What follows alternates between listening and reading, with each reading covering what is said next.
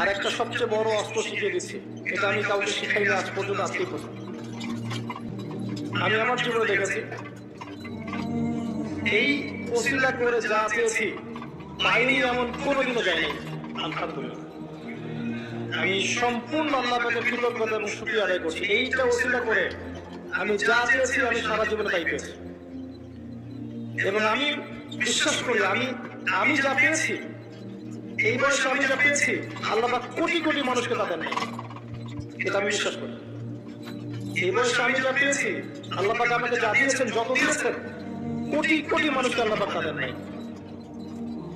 আমি এমনটাই মনে করি। আমি কি শিখাই দেবো সেটা? আপনি আল্লাহ পাকের তাওহীদের ওসিলা দিয়ে দোয়া করেন।